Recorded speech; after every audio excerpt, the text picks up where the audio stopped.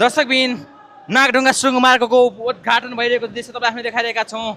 यो गाडीमा भौतिक मन्त्री सुनिल लम्सालसँगै जापानका प्रतिनिधिहरू यो सुरुङ मार्गबाट गइरहेको दृश्य तपाईँलाई हामीले देखाइरहेका छौँ। नेपालकै पहिलो आधुनिक सुरुङ मार्ग यति बेला उद्घाटन भइरहेको छ, तपाईँलाई हामीले देखाइरहेका छौँ।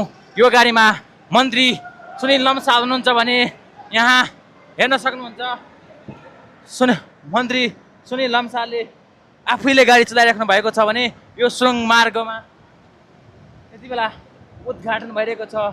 निकै आकर्षक देखिएको यो सुरुङ मार्गमा यति बेला तपाईँलाई हामीले दृश्य देखाइरहेका छौँ।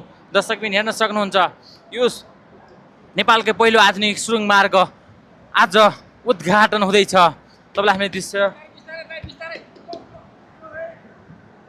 यति बेला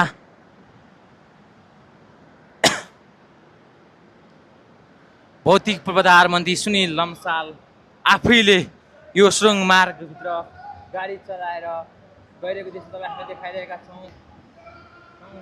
हेर्न सक्नुहुन्छ सुनिल लम्साल यो अत्याधुनिक सुरुङ मार्ग नेपालको पूर्वाधारको विकासमा एउटा ऐतिहासिक फड्को मार्ने यो आयोजना हो।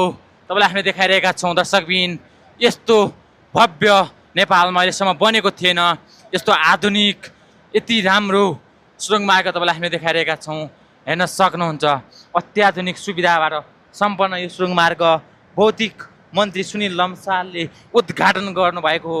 यद्यपि यो सुरुङ मार्ग उद्घाटन हुँदै गर्दा एउटा विषयले भने चर्चा पाएको थियो, त्यो विषय हो पूर्व प्रधानमन्त्री केपी शर्मा ओलीले शिलान्यास गरेको शिलापत्रमा जो नाम थियो त्यो नाम भने हटाइयो भनेर।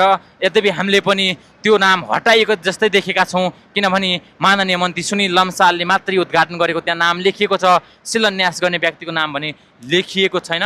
यो 2.something किलोमिटर लामो रहेको सुरुङ मार्ग यति बेला भौतिक मन्त्री सुनिल लम्सालले उद्घाटन गर्दै हुनुहुन्छ। अहिले यो सुरुङ मार्गको आपतकालीन प्रशिक्षण पनि भइरहेको दर्शकबिन आज भने यहाँ पब्लिक गाडीहरू चल्ने छैनन्। यहाँ आपतकालीन सेवाहरू एम्बुलेन्स प्रहरीका गाडीहरूदेखि लिएर अति आवश्यक गाडीहरू पनि आज सञ्चालन हुनेछन् भने प्रशिक्षण समय सकिए पछाडि दस्तुर तिरेर यो सुरुङ मार्गमा पब्लिक गाडीहरू जान सकिनेछ। हेर्न सक्नुहुन्छ यस्ता टर्नेलहरू छन्। दर्शकबिन मन्त्री भौतिक मन्त्री सुनिल लम्सालले आफैले ड्राइभिङ गरेर यो सुरुङ मार्ग उद्घाटन गर्नुभएको हो। तपाईँलाई हामीले दृश्य देखाइरहेका छौँ। यो सुरुङ मार्गभित्रबाट तपाईँलाई हामीले देखाइरहेका छौँ। यस्तो सुविधा सम्पन्न